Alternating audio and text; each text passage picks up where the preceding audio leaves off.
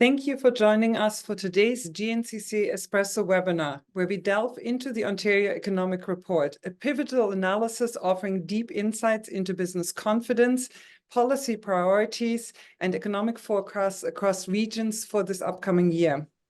In these times of economic flux, understanding critical data and indicators such as inflation rates, unemployment figures, real GDP, and regional growth forecasts is more important than ever. This knowledge not only provides a clearer view of our economic landscape, but it also instills confidence within your specific sector. Regardless of whether you manage an organization, are navigating the challenges of business ownership, pioneering a new venture, or taking your first steps into the business world, this webinar is designed to arm you with the essential insights and tools. Our goal is to enhance your understanding of the current trends and prepare you for what lies ahead. My name is MISHKA BALSOM, and I will be your moderator for the next hour.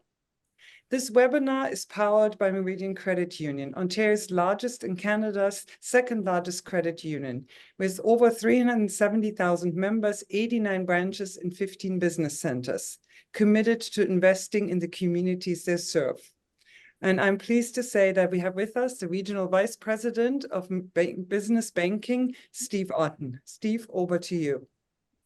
Excellent. Thank you, Mishka. Certainly happy to be here this morning. And as Mishka said, I'm the Regional Vice President for our business banking team here in Niagara. Meridian has a large team of business banking professionals, all based here in Niagara.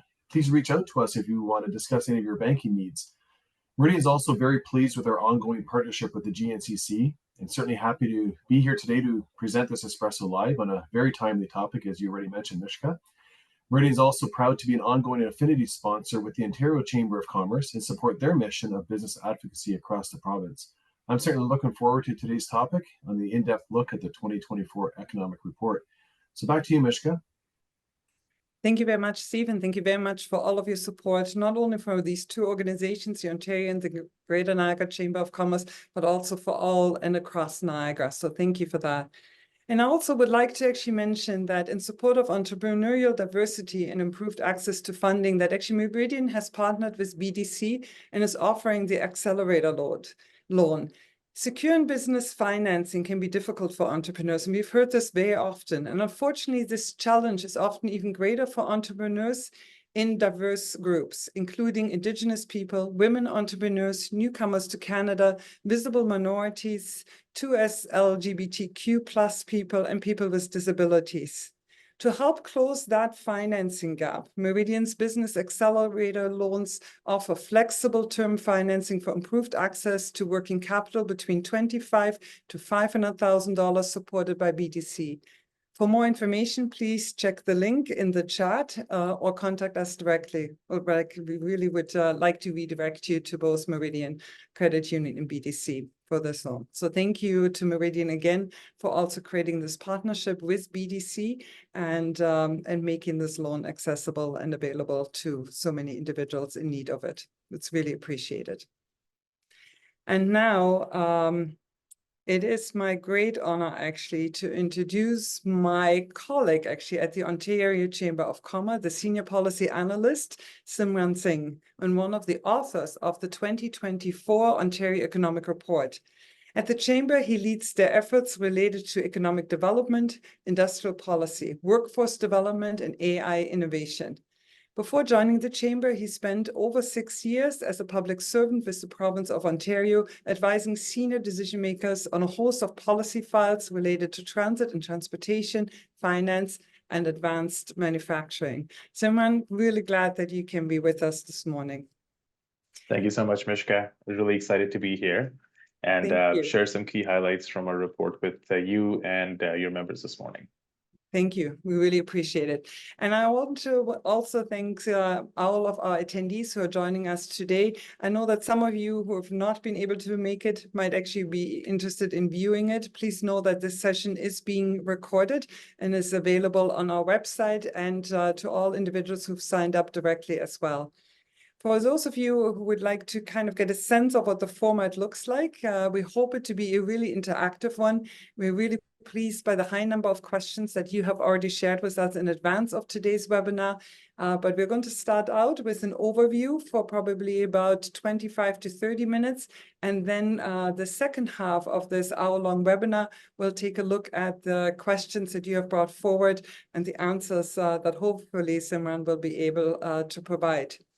If you have questions during the seminar or during the first part of it, the presentation, please utilize the chat functions. We actually are able to see it here on our end, and we are committed to getting to all of them. Additionally, if you would like to enable live transcript, you can find that option on your Zoom screen as well. If you're running into any difficulties, technical difficulties, just send us a note in chat and we'll look into it. So on that note, I'm excited to pass this, the next half hour over to you, Simran.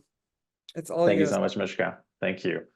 And I'd like to begin by actually, Mishka, giving you and your team a massive thank you, not only for inviting me, but also for your role in distributing the survey to members across the region.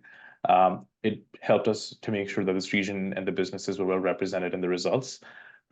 What's really unique about the report, just off the top, before I share my screen with the presentation, is it's like the cross-regional and cross-sectoral perspectives that the report offers. It's something that, you know, decision makers, especially in the Premier's office, cabinet ministers, and others at Queen's Park, as well as the media, have really picked up on since we released it, you know, earlier this month. So thank you again to the team for helping us collect the data. And with this, I'm going to share my screen with a bit of a presentation, as Mishka said, with an overview of the report. So let me know if it works. It does. We can see it. Thank you. Perfect. Thank you. So we'll start with some key highlights from the report. It's very clear this year that Ontario businesses are under strain. Business confidence has reached a new record low, with only 13% of organizations saying that they feel confident in Ontario's economic outlook. We know that they're facing a number of challenges, including, you know, inflation, interest rate hikes, but also infrastructure gaps, mental health and addiction crisis, and ongoing uncertainty. Labor shortages have somewhat eased from last year, but they remain very high in the skilled trades. And from an economic outlook perspective, Ontario's economy has slowed down, but it's also true that we've managed to avoid a significant economic contraction. In fact, most businesses actually expect to grow in 2024.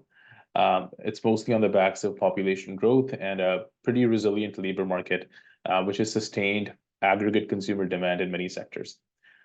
Talking about the GDP, GDP over this year is expected to grow at 0.4%, so very slow, but again, not the recession that some had predicted last year. What's more concerning is that the real GDP per capita, which is a common measure of living standards, is falling.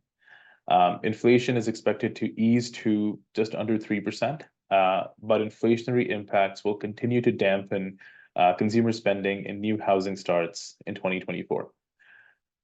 So faced with these circumstances, more than ever, what Ontario needs is an economic growth strategy that is focused on driving up productivity. And of course, at the end of the report, as always, we have some policy recommendations to support that. I'm going to now move to the business confidence survey section. So the report is divided into 3 sections. The first is our business confidence survey. The survey was conducted online between October 10th and November 21st last year. We received just under 1,900 responses, representing a pretty broad cross-section of organizations across different sectors and regions of the province. We received a little over 100 responses from the Niagara region, and I've incorporated a few of the regional perspectives in the presentation, but I would also note that the sample size is limited for us to do an in-depth sectoral analysis within the region itself. And we also heard, you know, perspectives from businesses on a variety of issues, some of which I'll be going through in a bit more detail. So let's go into confidence in Ontario's economic outlook section. So As I said off the top, 13% of businesses surveyed this year are confident in the outlook of Ontario's economy, and that is down from 16% last year and 29% the year before that. Now, keep in mind that this is overall provincial confidence. I'll speak to the regional confidence in a minute. The main reasons for pessimism this year were tied to high costs. Cost of living, inflation, housing affordability, cost of inputs. Clearly, businesses are feeling that the impacts of inflation and the resulting interest rate hikes are puncturing their confidence. Interestingly, it's not just the cost of doing business that businesses are worried about, but also the cost of living, which is directly impacting their workers and also suppressing consumer spending in some sectors like retail. Housing affordability is now actually one of the top concerns that businesses reported. Talking about confidence by sector, some businesses are less confident on average than large and medium-sized businesses. So small businesses are less confident. Only 12% of SMEs reported being confident versus 22% for large businesses. The most confident sector by large was mining, and the least confident sectors included agriculture, nonprofits, and healthcare social assistance. Now, the fact that SMEs are less confident is consistent with previous years. And in particular, this year, we know that debt burden because of CEBA repayment deadline has been a major challenge, as many small businesses are not in a position to repay. It's also no surprise that when talking about the most confident sectors, that mining and utilities reported being very confident as a sector overall, given that both those industries have benefited from investments in electrification, EV battery supply chains from both the public and the private sectors. Briefly talking about the least confident sectors, agricultural businesses specifically raised concerns in our survey related to extreme weather events, the trade and supply chain barriers, and provincial government policies, perhaps referencing land use planning changes. We also know that agriculture sector is facing growing concerns related to succession planning, as much of their workforce ages out. Meanwhile, nonprofits, healthcare, and social assistance organizations are really on the front lines of their communities. They have been on the front lines of their communities, over the course of the pandemic, and which are actually facing. The communities are now facing growing mental health addictions and homelessness crisis, and the capacity of these, businesses to deliver services is being limited by labor and other costs, which is kind of factoring into the relatively low confidence of the report. For businesses specifically in the Niagara region, most confident sectors included construction, finance, insurance, and retail trade. And pessimism was mostly seen in accommodation, arts, recreation, and professional services. So let's talk about confidence by region. So the most confident region this year are Northeast Ontario and Northwest Ontario, both coming in at 23%, with Toronto in the third place, a full 10 percentage points lower at 13%. The much higher level of confidence seen in the north is consistent with the mining sector's strong foothold in the region. Meanwhile, the least confident sectors were Stratford, Bruce Peninsula, Windsor, Sarnia, and Kitchener-Waterloo. Stratford, Bruce Peninsula actually saw a big drop in confidence this year as the region experienced fairly steep job losses in 2023.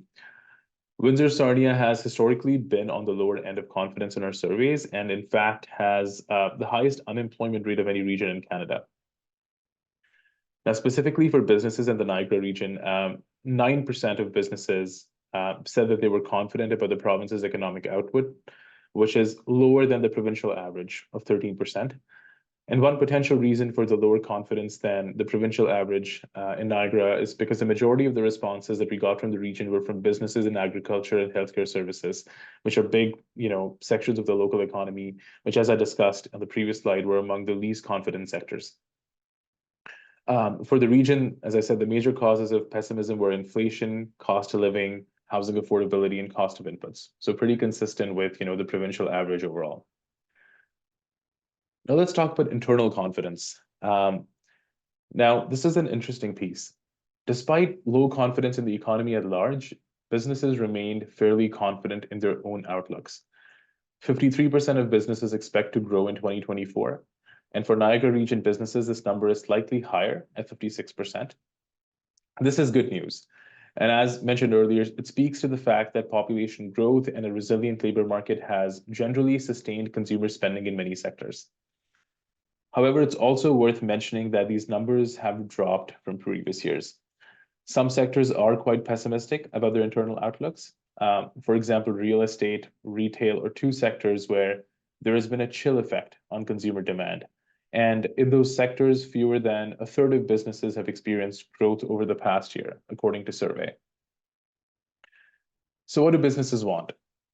Talking about policy priorities. For businesses in the Niagara region, the priorities were mostly consistent with, the provincial average. Reducing or simplifying business taxes, encouraging Ontarians to travel by locally, affordable housing. There are two that I want to specifically highlight here, which is enhancing access to credit and capital, which was higher for Niagara region businesses than businesses at the provincial level, and also supporting businesses with technology adoption and innovation, which was again for Niagara region businesses was higher than the provincial average. Now you can see this full list in the report. Priorities varied across different business segments. For example, mining industry is more likely to prioritize regulatory modernization, and tax reform were most popular in the tourism industry, where actually 83% of businesses identified this as a top priority. Another hot topic, which is labor shortage. So labor shortage, according to our survey, has eased somewhat. Last year, 55% of organizations said that they were directly experiencing a shortage. That has dropped to 40% this year. Sectors most likely to report shortage include construction, transportation, and manufacturing. Now, these are the sectors that require a lot of skilled trades workers, which continues to be in high demand as Ontario invests in building up these local supply chains and undertakes major projects on housing, energy, and other infrastructure projects. Overall, however, the labor market has eased since last year. And that's been a result of the softer employment growth on the demand side. And then on the supply side, there is that immigration, which has been fueling the labor supply. For businesses in Niagara region particularly, labor shortages were more common, 57% compared to the provincial average of 40%. And they were mostly seen in professional, scientific and technical services, healthcare, and agriculture sectors. Now, talking about a couple of other issues. Now, our survey also covers a number of other noteworthy issues that, in the interest of time, I won't go through today, but these include supply chains, in which 34% of businesses reported they were confident about the strength of supply chains related to their operations. Issues like climate change, mental health, again, a big issue, as has been coming out from a couple of reports from Belleville and a host of other local communities in the past weeks. The fact that there remains a gap between organizations that believe mental health is important for their success and those that actually have formal strategies in place. Issues like diversity, equity, and inclusion. Compared to last year, fewer organizations say that DEI is important to their success or they have a strategy in place. And also issues like economic reconciliation, which less than half of businesses say that they have taken action on. And only about 27% are confident in their own ability to take action on economic reconciliation. So the report goes into this in a lot more detail. So in interest of time, I'll skip through here and move into the second section of the report, which is more focused on Ontario's economic outlook. So let's start with a summary of key economic indicators before we do a deeper dive into individual metrics. Now, to start with, while month-over-month inflation did not fall down as soon as expected in 2023, it remained rather sticky. Tight monetary policy measures are expected to get the inflation rate to fall within the Bank of Canada's target window over the course of the 2024 year. That said, high inflation and interest rate hikes in the previous years led to a slowdown in the Canadian economy in 2023, leading to cost of living challenges, including lower levels of consumer spending, household savings, something that businesses also reported as a huge factor in their confidence. Ontario's labor market continued to remain tight in the first half of the year and added a total of 54,000 new jobs over the course of the entire year. However, unemployment rate started increasing in around the third quarter on the back of labor force expansion due to immigration and slowing economic growth. And this trend is expected to continue, with the unemployment rate expected to increase to just under 7% in 2024. Finally, real GDP in 2023 grew below pre-pandemic levels at a little over 1% and is expected to grow even slower in 2024. Now, simply put, what this means is that on a per capita basis, each Ontarian is producing and earning less on average after accounting for inflation, suggesting lower living standards and economic well-being. So maybe we'll go to the slide on, do a deeper dive into inflation. So this graph that you see on the screen, it shows the consumer price index, the raw materials price index, and the freight rail services price index trends over the past couple of cycles. As you can see, inflation did not decrease as quickly as anticipated in 2023. Core measures of inflation, namely energy and shelter costs, remained stubbornly high throughout the year and contributed to what experts termed inflation stickiness. The first quarter of 2023 saw an easing in inflationary pressures before inflation re-accelerated in August, mainly in response to rising energy prices driven by global events, geopolitical tensions, as well as shelter costs through a combination of high immigration, lower housing starts, and limited housing stock. Ultimately, an improvement in global energy supply and slowing grocery price growth pushed the inflation growth downwards starting in October, with the month-over-month inflation rate eventually easing to 3.4% by the end of the year. Now, shifting our focus to the real or inflation-adjusted GDP. While Ontario's post-pandemic economic performance shows GDP growth and a tight labor market, suggesting positive conditions, on closer look beneath the surface, the per capita performance has actually declined. Real GDP per capita is a little over $58,000 in 2023, which is a 2% drop from the pre-pandemic levels in 2019. Additionally, Ontario's productivity lags behind global counterparts. Business productivity in Ontario fell by over 2% in 2022, and we saw further declines in 2023. Adding to the challenges for businesses were economic constraints, including reduced demand, affordability challenges, debt burdens, as I mentioned before, and higher input costs. This led to a decline in total business investments, reversing the growth trend that we saw in 2022. Now, why does this matter? It matters because low productivity undermines our global competitiveness when it comes to talent and innovation. It reduces the funds that are available for businesses to invest in their expansion, invest in new technologies. And bridging this productivity divide is essential for safeguarding Ontario's international standing and helping develop a robust and prosperous economic future. Now I want to draw attention to the jobless rates by region, just diving into this piece a little bit. This graph kind of shows you the regional economic landscape of Ontario and what the performance from a job standpoint was across the 11 economic regions. Now, while labor market has shown resilience post-pandemic, rising unemployment and slower job creation are contributing to a weaker labor market compared to what we saw in 2022. Which was, the year of economic rebound after the first 2 years of the pandemic restrictions.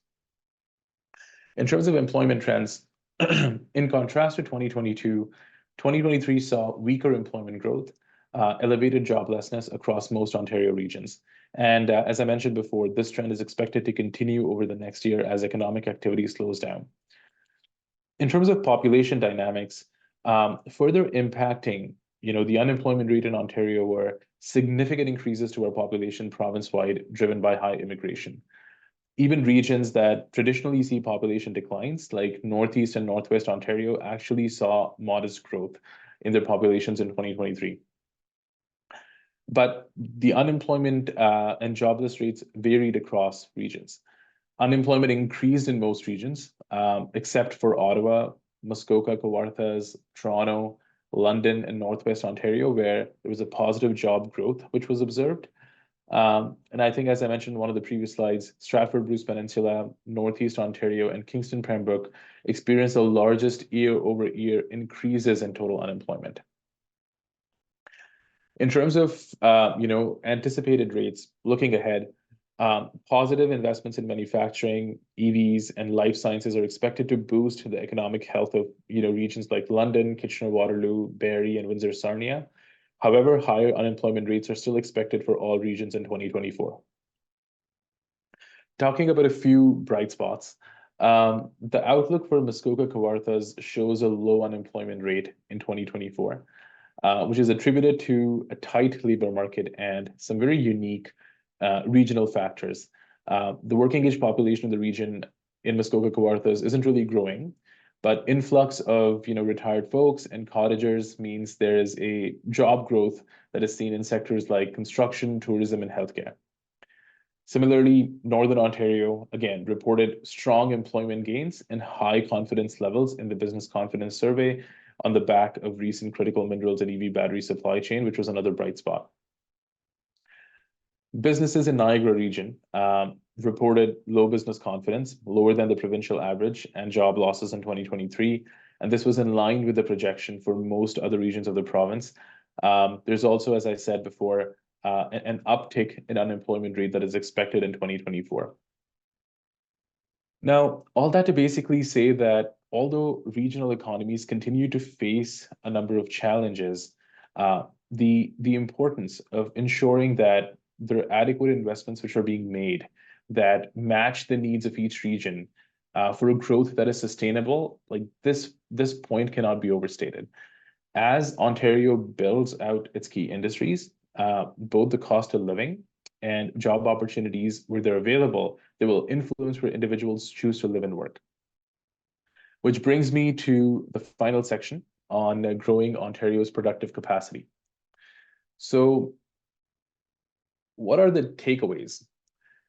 As I said, the key thread here is productivity, because that is what drives living standards, that's what drives economic competitiveness. And just to underscore this a little bit, Canada's GDP per capita ranks among the lowest of OECD countries. There's a difficult fiscal reality that governments find themselves in which they can't simply cut taxes and give out grants to support businesses and households. What Ontario needs is a strategy, a long-term sustainable strategy that is focused on boosting productivity. And the best way to do that is through 4 pillars that we have included as recommendations in the report, which is a skilled and inclusive workforce that is focused on training, filling some of the labor shortages in our key sectors, and investing in post-secondary institutions to ensure that we have a steady supply of talented people. The pillar on smart and sustainable infrastructure, including infrastructure related to energy, housing, transportation, broadband, and land use planning. Thirdly, a competitive business environment, which means taxation reforms, regulatory reforms, cutting the red tape, innovation policies, competition among sectors, and also some sort of predictability for businesses to want to choose Ontario as a place where they want to operate. And the fourth key pillar, which is healthy communities, which means an integrated healthcare system, but also at the same time boosting the capacity of municipalities and local governments to ensure that they are resilient in responding to the growing challenges that we continue to see across the province after the pandemic. So I'm going to pause there. That's it for my presentation. I will pause for questions and comments, but again, I just want to note that we didn't really have the time to cover everything in these slides, and I would encourage everyone to look through the report. There's a lot more in there to unpack than what you saw today. As always, it's digital, it's interactive. You can sort and filter the results by region, by sector, by the size of business. So it always would make for a fun read. So I'm going to stop there and maybe pass it back to Mishka. Simran, thank you so very much actually for giving us this really informative overview. And I hope that maybe then in the next half hour that we're all together here, that we can actually deep dive into some of the specifics. But on that note, I wanted to just looking at all the questions that have come forward to us, I kind of feel that they fit into almost 4 specific categories. So there were some questions that looked at the economic forecast and indicators that might be really good follow-up questions to start out with. then especially as another pain point for so many businesses is the labor situation. So there's some specifically related to the labor market status currently that we're facing, and maybe what the future looks like. There are some general observations that are maybe more specific, looking at sectors and might be geographic specific. And then lastly, there were also a couple of questions related to what does it mean when we look at advocacy now? What policies need to look at, and what improvements do we need to see as we're moving forward to ensure a healthy economic and strong economic and social province, and especially also in Niagara region. But there's one question that I personally have, and so I thought maybe we'll start out with that.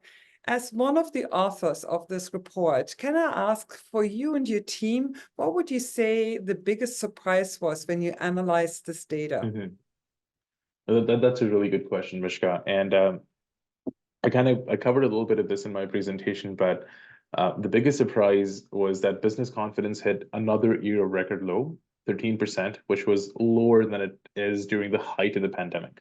So the height of the pandemic, 29% of businesses were still confident about the province's economic outlook. And when you compare it to now, when the pandemic has abated, businesses have started to reopen.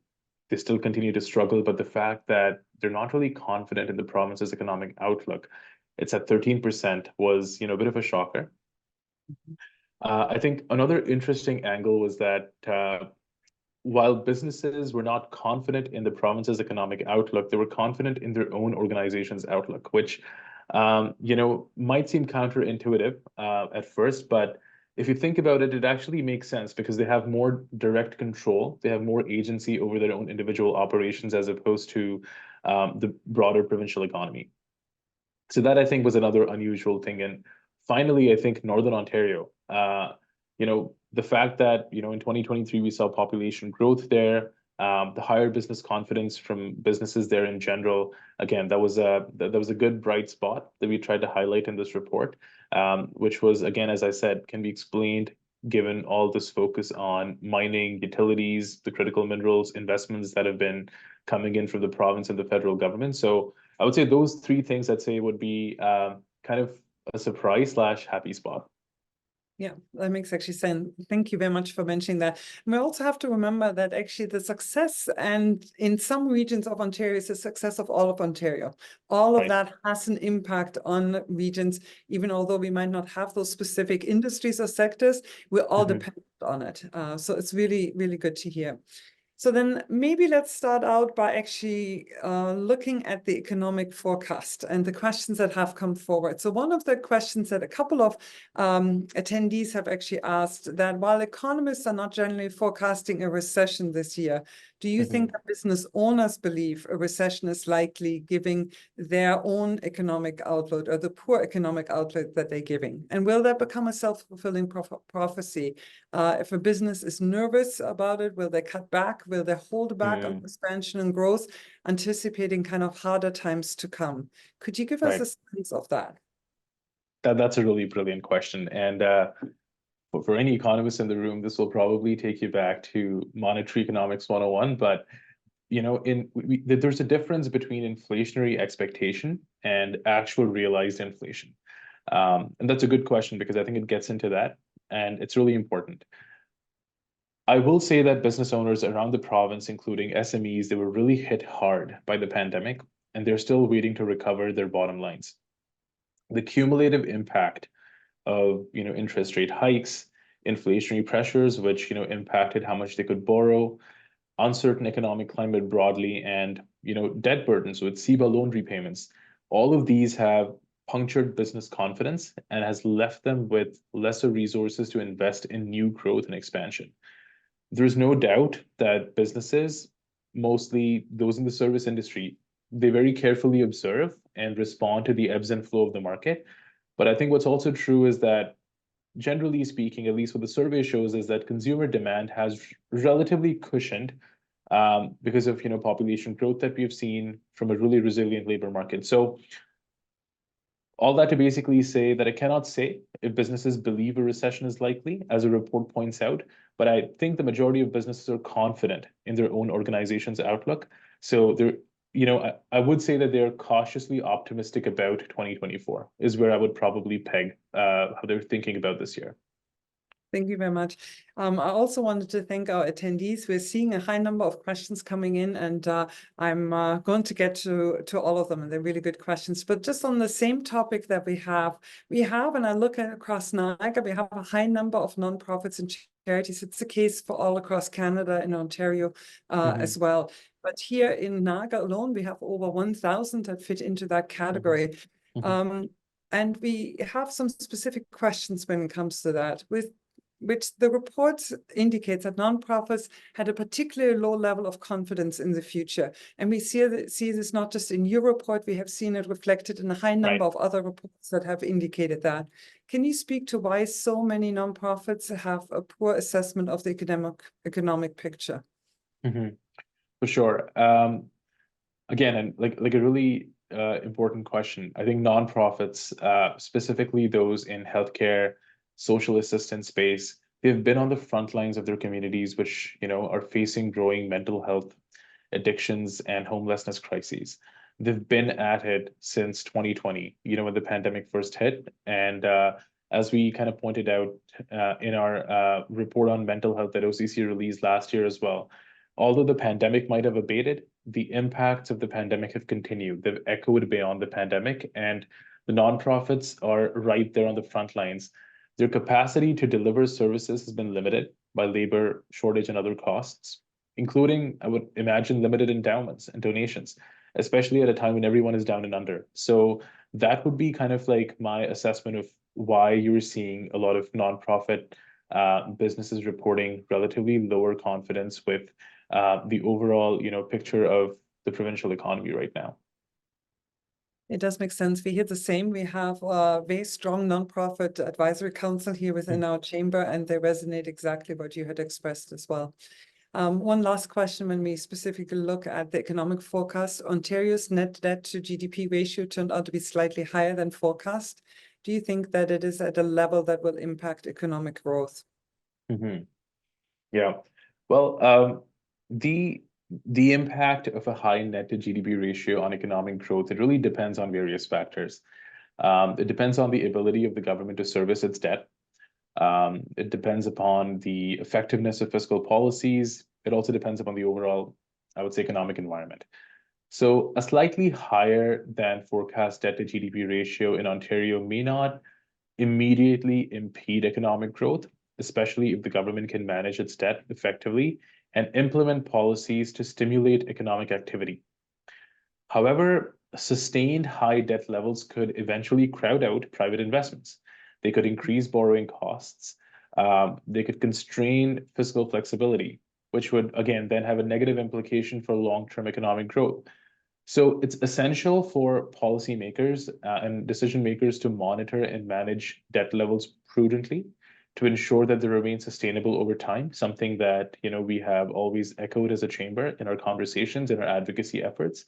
But at the same time, we've also been very clear that maintaining this ratio shouldn't come at the cost of foregoing important strategic investments when it comes to healthcare, when it comes to talent, when it comes to infrastructure, when it comes to business competitiveness, which kind of goes back to my previous point, because all those investments are actually rooted in productivity, and that's what we need. So it's just to be mindful of that balance, I would say.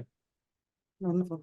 I'm going to turn to some of our attendees' questions. Let me start out with one of them. It indicates, are there structural reforms across the public sector, as we have spoken about the nonprofit sector and the private sector here, but are there structural reforms across the public sector that could help turn productivity into growth?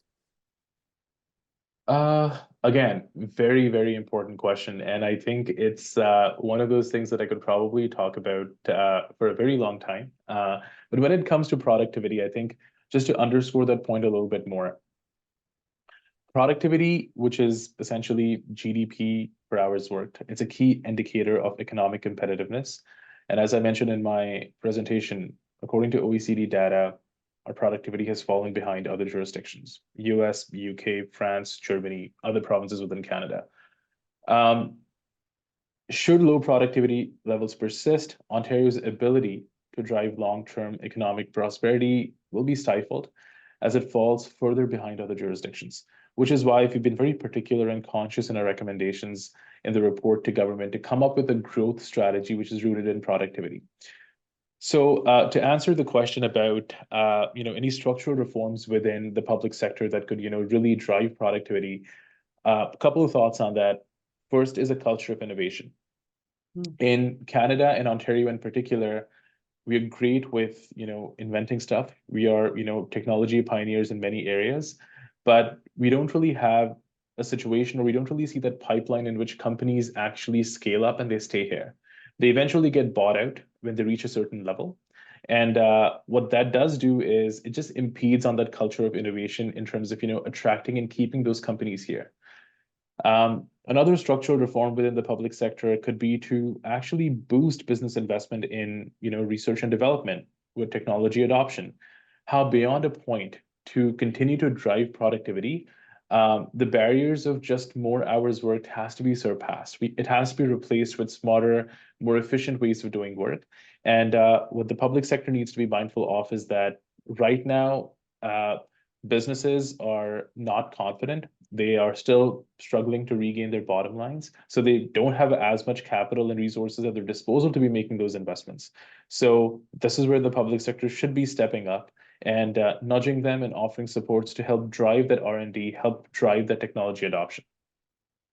I think another quick thought over here is when we talk about structural reforms, it is the taxation system. Something that we continue to hear when it comes to personal taxes, when it comes to business taxes. We have to have some sort of a reform that is needed on the taxation system standpoint to encourage business investment, to encourage the folks that develop these technology solutions, that develop and set up these companies to actually want to stay back in Ontario and Canada writ large. So I would say those are some thoughts that I have that I would like to share with the folks here in terms of how we can really ensure that a growth strategy is pointed and that is rooted in productivity. I think the topic of productivity is such a key one, and I think you really touched on many of the sentiments that we are hearing from our members at the same time. We're also hearing it from the Canadian Chamber of Commerce that talks about tax reform. So we're looking at provincial, we're looking at advocating for it at a federal level at the same time. And then I think the same thing is to really look at where does the research and development funding across Canada go to, and have some of it go significantly more to businesses to support them. And naturally, your topic of innovation and the role that technologies plays there. I think it's a key opportunity for Canada. It's a key opportunity for Ontario to really move forward and seeing that. So my thanks also to the attendee for bringing this great question forward. It is it's critical. There are a couple of others, so let me get to them, and then we'll go back to our 4 buckets that I had outlined. But one of the questions here is, will the American election or the outcome of the American election have an effect on our economy this year? And I think that is a question, a big question mark to so many, especially as at this point, we don't know what the outcome of it will be. Yeah, I'm going to echo your sentiment, Mishka, that right now, it waits to be we need to wait to see what the outcome is. But what's also important, and I kind of appreciate where the question is coming from, because from a provincial standpoint, Ontario is the economic engine of Canada. We are the manufacturing powerhouse. Our economy is very integrated with our neighbors south of the border. Be it automotive, be it advanced manufacturing, be it life sciences, be it a host of other industries.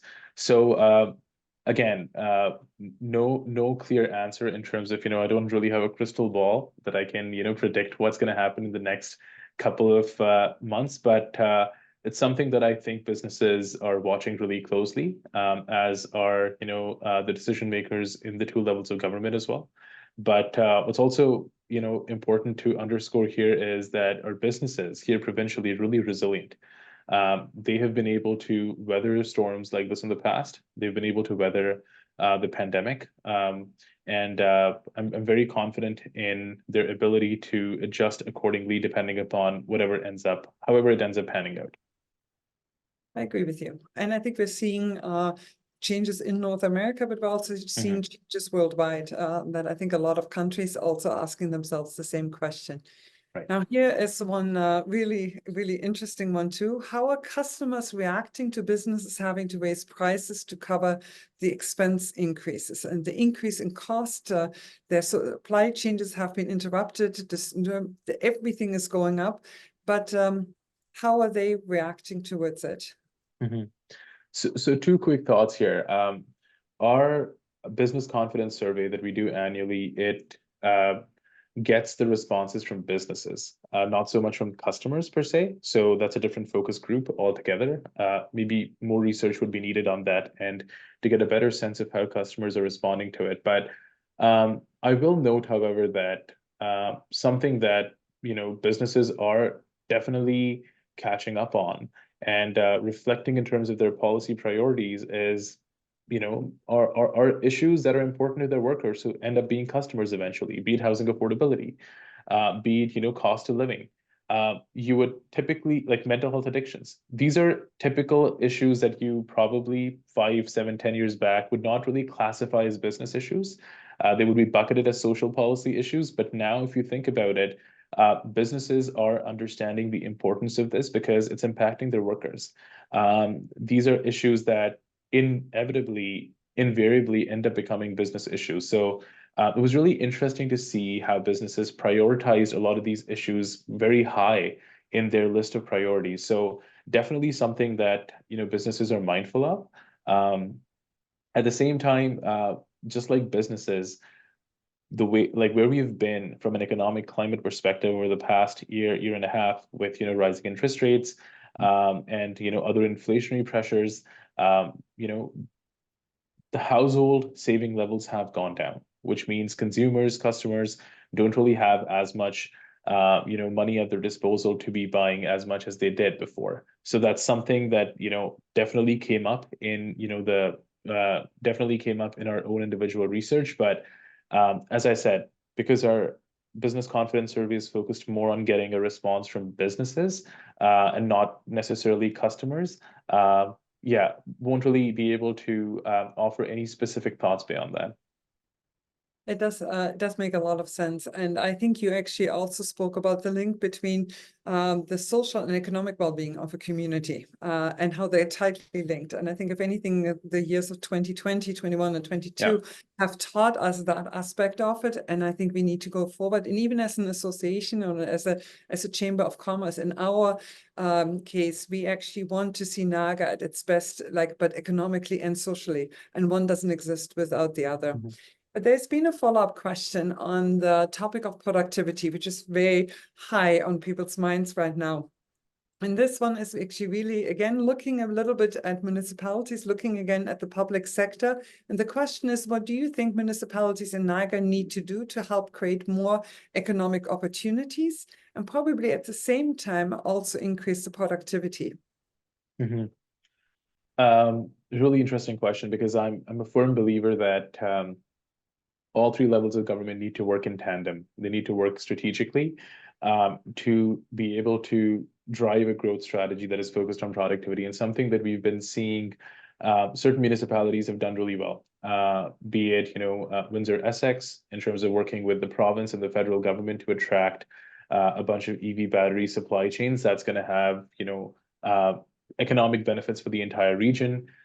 Similarly, the Volkswagen investment in St. Thomas.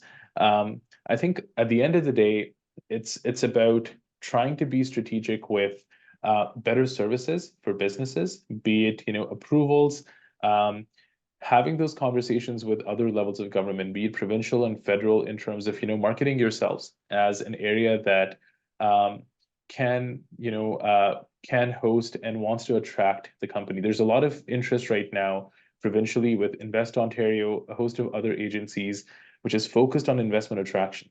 As you said, MISHKA, there are these new avenues, these new areas of investment that have opened up, be it green economy, be it EV battery supply chains, the whole idea of connecting critical minerals in the north to the manufacturing powerhouse in the south. So I think my thoughts on this are that municipalities need to be mindful, and they need to listen to the businesses in the region in terms of what are some of those unique value offerings. What's a unique value proposition of the local business community, and how can it be leveraged, and how that fits within the broader growth strategy of the province and the federal government. So more kind of concerted effort on marketing, a more concerted effort in terms of being a better listener, in terms of playing to the strengths of the municipality, and finding those strategic alliances and linkages with what's anyway happening at the provincial and federal level, I would say. Yeah, I couldn't agree with you more. And I think it's always given me and leaves me with a tremendous amount of optimism, knowing that there are actually a ton of opportunities out there, and that there are a lot of companies that are looking at Ontario, that are looking at Niagara as being a place to actually invest in. So it's really good to see. I'm wanting to just ask a couple of questions regarding the labor situation, because those ones actually had been texted to us in advance of this webinar. And one was the question, concerns over labor shortages were not top concern this year, which wasn't the case in the previous years where we've seen it. Is it your sense that the labor shortage is easing, or is it more of a case that the problem of rising costs has grown enough to replace it? Great question again, Mishka. And I think it's both. Most economic indicators, like average wage growth rate, unemployment rate, they indicate that labor shortage has eased from last year. Numbers also point out last year, 55% of businesses said they were directly experiencing a shortage. That has dropped down to 40% this year. So we're not seeing as tight a labor market as we saw, 2022, which was also a year of renewed economic activity after 2 years of COVID closures. So the softer labor market is a result, as I said, of softer employment growth on the demand side. On the supply side, immigration has actually fueled a supply of labor. That's a reason that's actually helped fill a lot of these shortages. But that being said, it's important to keep in mind that labor shortages still remain quite common in certain sectors. So sectors that are most likely to report shortages include construction, transportation, manufacturing. These are sectors that require a lot of skilled trade workers, which continues to be in high demand as Ontario, as I said, invests in all these major housing projects, energy projects, infrastructure projects. So there is definitely that kind of, an important consideration that needs to be kept in mind. Which is also why in our recommendations, you saw that pillar, which was focused on creating, a pillar that is focused on maintaining and ensuring that we have a skilled and talented pipeline of workers. So yeah, that's where I would probably peg it.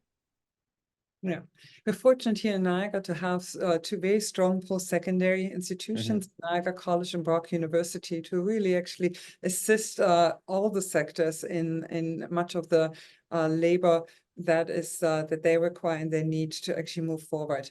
My recent conversations with some local manufacturers have also focused on, and actually they mirror your report, and they've indicated that actually labor force challenges has kind of moved to the second place, but cash shortage is number one for those investors. And I was wondering if you can speak to that part of it, because again, it links to productivity, links to investment that we want to see.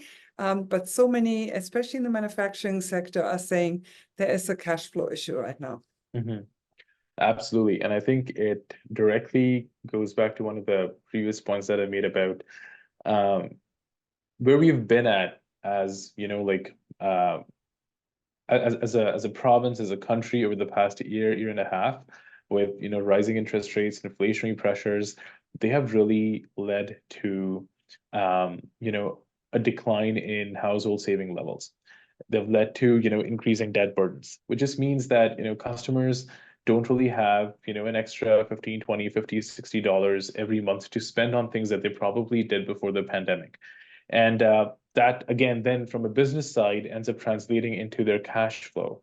So it's also, again, a huge thing that businesses reported and that continue to maybe advocate on for a long time is the whole CEBA loan repayment piece.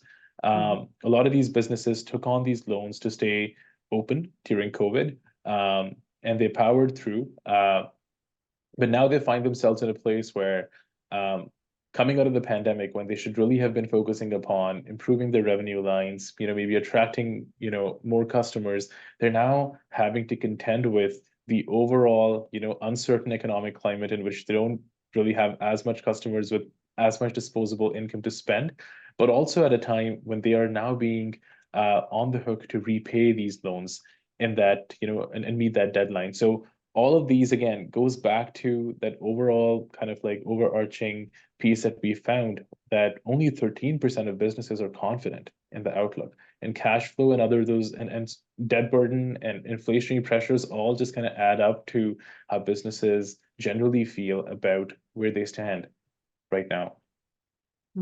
It's a really interesting piece of information from your report, this disparity between the confidence and overall economic outlook, but then at the same time, respondents looking and saying they're more confident about their own business. And I'm almost so curious to see in a year, 2 years down the road to see and looking at them and measuring what actually took place. If we're driven more by the economic outlook and that sense of if businesses actually were able to move forward and weather all of that. We have just go ahead. Sorry, I was just about to quickly mention, because this was something that also we picked up on, and I mentioned this before as well.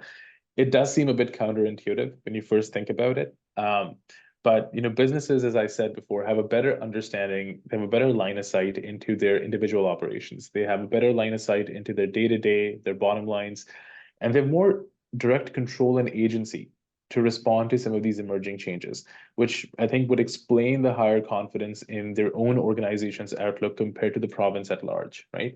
So that's, I think, one of the key kind of like distinctions in terms of how they're thinking of themselves, but also how they're thinking of the broader economy. Yeah. And I think it speaks highly actually of businesses and their innovation, to a sense that I can control this and I'm going to make it right and it's going to work actually. So it's a really good factor. We have only about 4 minutes left, and one of the last pillars that we wanted to look at was actually looking at ahead. And I want to give you a chance. We spoke a little bit about some of what has to change in the public sector, but at the same time, actually, how is this report influencing your policy proposals that you're moving forward? What are some of the priorities that the Ontario Chamber is setting, the initiatives that you want to see this year to support the economy and to support the businesses and the members that we have? Fabulous question, Mishka. And I think reports like this, in which we collect data firsthand, so we have the primary source of data, it allows us to conduct evidence-based policy advocacy, and it also guides our work broadly. So to directly respond to your question, for 2024, I think a couple of pieces here. On the mental health and addictions piece, repeatedly heard that this was an issue starting the pandemic, 2020 onwards, it's been a huge issue. There was this action gap that we talked about in the report, in which a majority of businesses understand the importance of mental health, but very fewer number of those businesses actually have a strategy in place. So we wrote a report on this last year, in which we included resources for businesses, ready-to-use resources for businesses that wanted to develop strategies in-house. We heard from the survey about the persistent issues with mental health and addictions in downtown cores, and we're doing a report on opioid addictions, which is going to be coming out in May. So that's one tangible, piece that has come out of, what we heard in the report.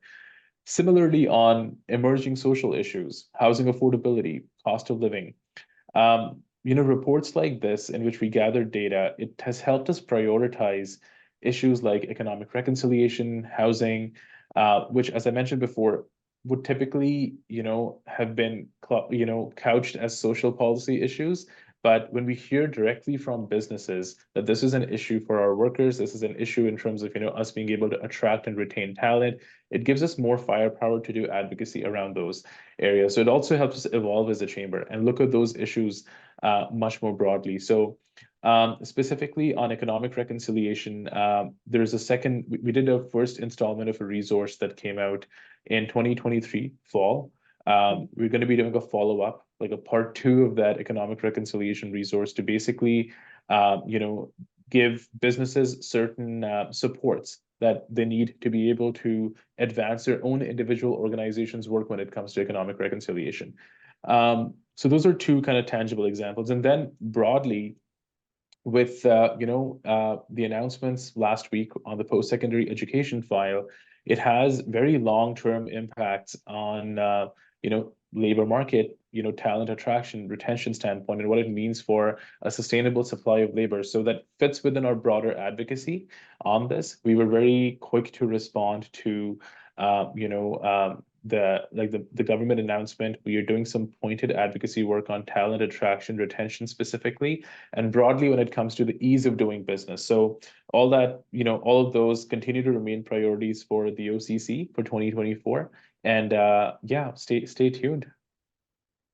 Simran, thank you so very much for being with us today. Thank you to the Ontario Chamber of Commerce for all the work that it does. It is truly a privilege being a member of it and being part of the Ontario and the Canadian Chamber of Commerce, because we can't do, as a region, we can't do it alone. We need our partners at the provincial and at the federal level to move actually this country forward in the direction that we want to see. My thanks also go to Meridian Credit Union for powering today's session, and to all attendees, and especially to all of those actually who shared and asked some of the really important questions. It's deeply appreciated.